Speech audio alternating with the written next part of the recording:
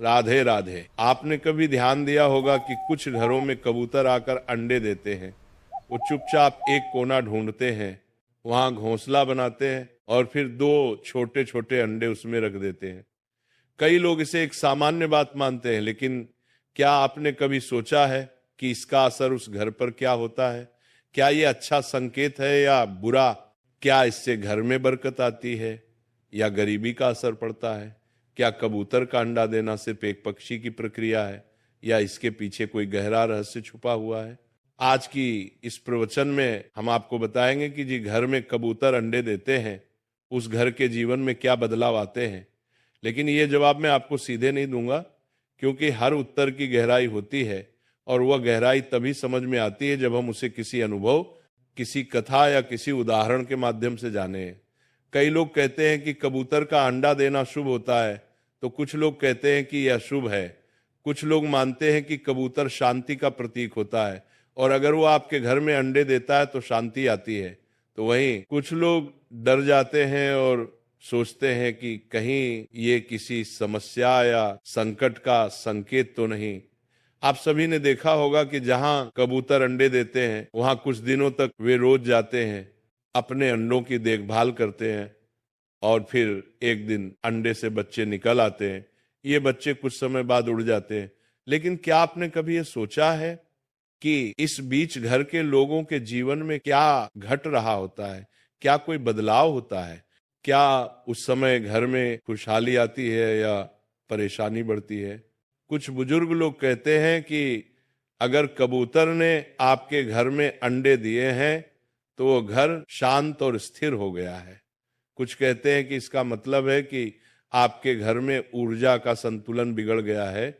लेकिन सच क्या है ये जानना जरूरी है।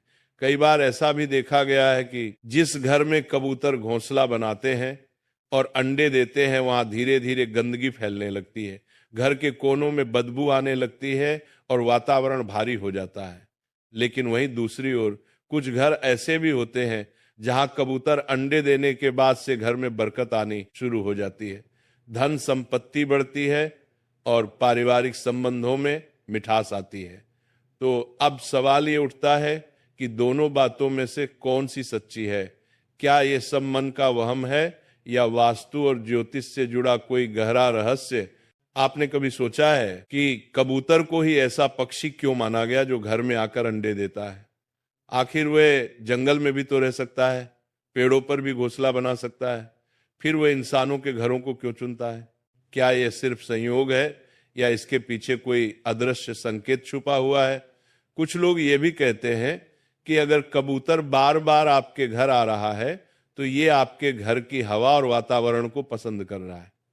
इसका मतलब है कि घर की तरंगे, घर की ऊर्जा सकारात्मक है। लेकिन जब वही कबूतर अंडे देकर चला जाता है और उसके बाद घर में लगातार परेशानी आने लगे तो मन में शंका पैदा होती है। क्या आपने कभी देखा है कि जब कबूतर अंडे देते हैं तब आपके घर में किस तरह की घटनाएं घटती हैं? क्या घर में कलह बढ़ता है?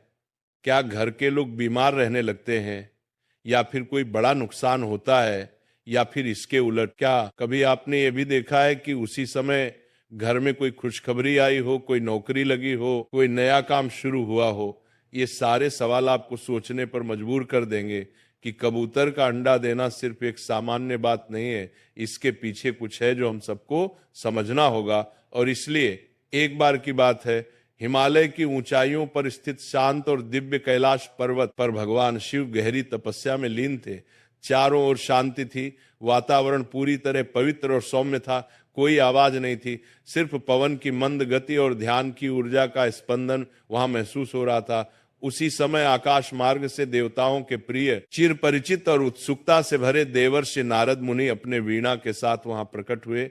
वे हर युग में हर लोक में भ्रमण करते हैं और जहां कहीं उन्हें कोई रहस्य, कोई बात या कोई जिज्ञासा मिलती है वहां वे बिना देर किए पहुंच जाते हैं। और आज उनकी ये जिज्ञासा उन्हें सीधे कैलाश पर्वत तक ले आई थी। नारद जी भगवान शिव के चरणों में झुके और बड़े आदर से बोले, जय शिव शंभु, नम शंभु भगवान। आप साक्षात ज्ञान और सत्य के स्वरूप हैं। आज मैं एक बहुत विशेष प्रश्न लेकर आपके पास आया हूं। भगवान शिव ने धीरे धीरे नेत्र खोले, उन्होंने नारद जी की ओर देखा और शांत स्वर में कहा, देवर्षि आपका स्वागत है, कहिए आप कौन सी जिज्ञासा लेकर आए हैं।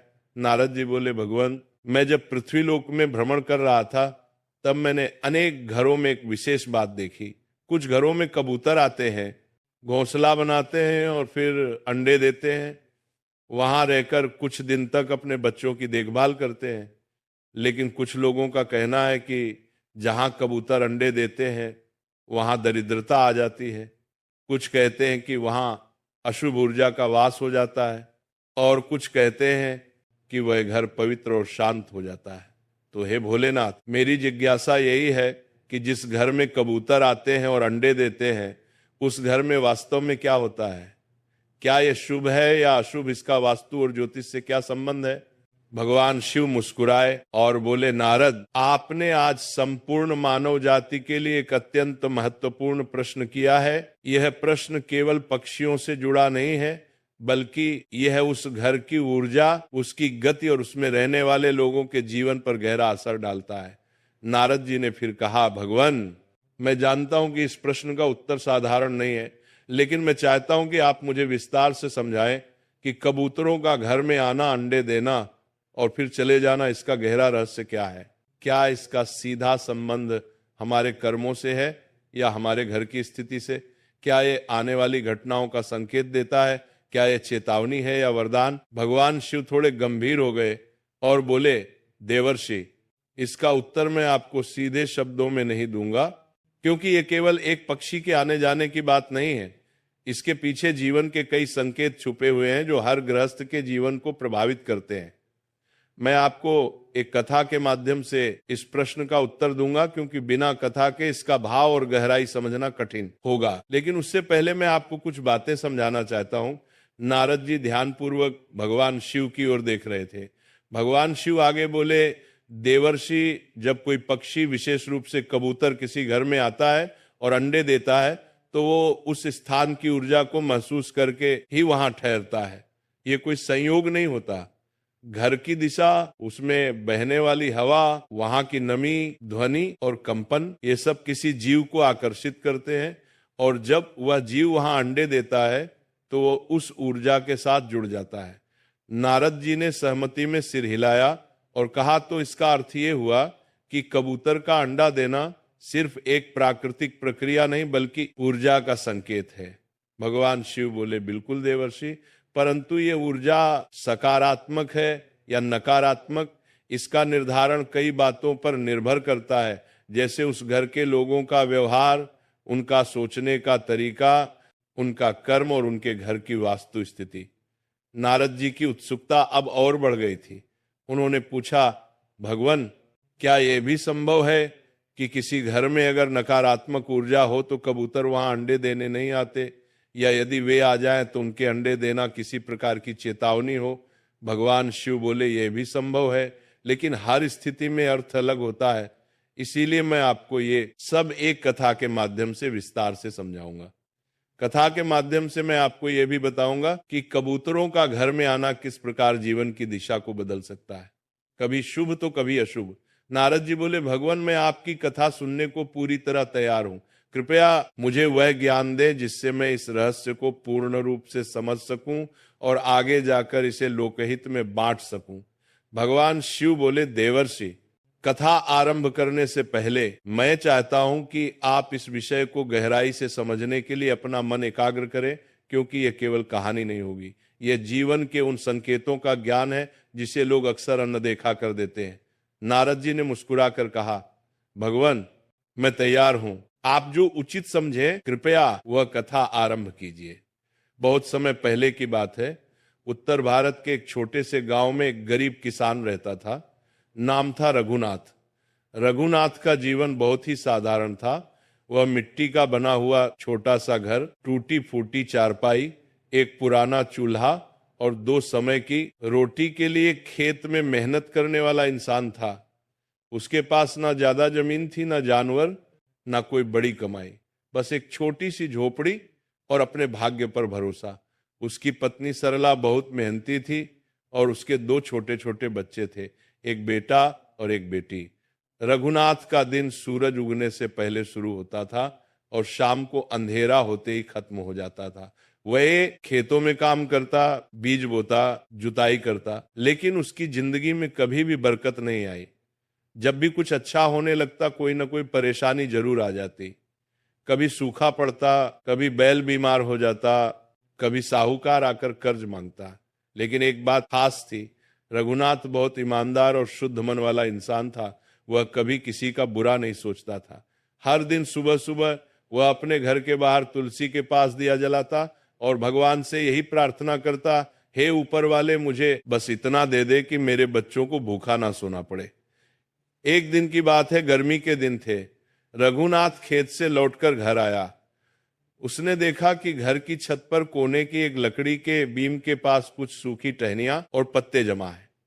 उसने पहले ध्यान नहीं दिया, लेकिन अगले दिन देखा कि वहां एक कबूतर बैठा है। फिर धीरे धीरे 2 कबूतर वहां आने लगे। दिन बीतते बीतते उन्होंने वहां घोंसला बना लिया। सरला ने रघुनाथ से कहा, देखो जी, कबूतर ने हमारे घर में घोंसला बना लिया है। अब लगता है ये यहीं रहने वाले हैं। रघुनाथ ने मुस्कुरा कर कहा, रहने दो इन्हें, ये भी तो भगवान के जीव हैं। शायद हमारे घर की शांति ने अच्छी लगी हो। कुछ दिन बाद सरला ने देखा कि घोंसले में 2 अंडे रखे हैं। अब कबूतर रोज आते, बैठते जाते, उनके गुटर गूं की आवाज पूरे घर में गूंजती रहती। घर में कुछ अजीब सा बदलाव महसूस हो रहा था। रघुनाथ और सरला दोनों ये समझ नहीं पा रहे थे कि ये बदलाव अच्छा है या बुरा। पहले कुछ दिनों तक उन्हें ऐसा लगा कि शायद कुछ अच्छा होने वाला है, लेकिन फिर धीरे धीरे समस्याएं बढ़ने लगी। सबसे पहले रघुनाथ के खेत में बोए गए बीज अचानक सूखने लगे। फिर उसका बेटा बुखार से बीमार हो गया और दवाई लाने के लिए जो थोड़ा बहुत पैसा था वो भी खर्च हो गया। कुछ ही दिनों में घर में खाने के लाले पड़ने लगे। रघुनाथ सोच में पड़ गया, क्या यह सब उन कबूतरों के आने से हो रहा है?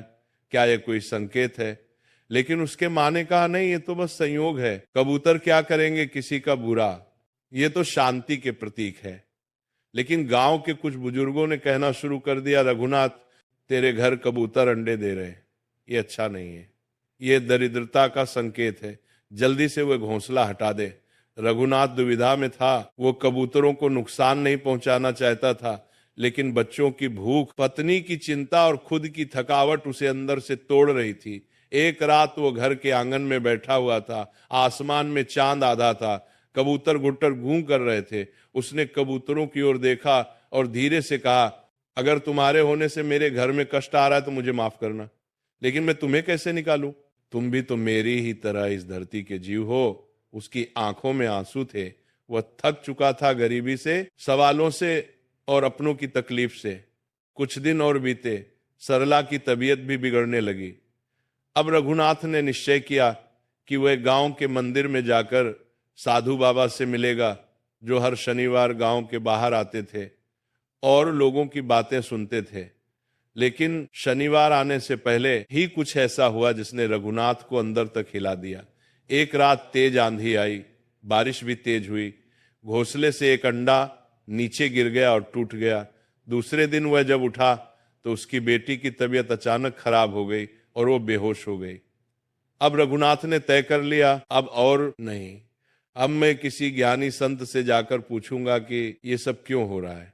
क्या सच में कबूतर का अंडा देना मेरे जीवन में कोई अशुभता ला रहा है? तभी जैसे भाग्य ने सुन लिया हो, गांव में खबर आई कि बहुत दूर से एक दिव्य संत गांव में पधारने वाले हैं।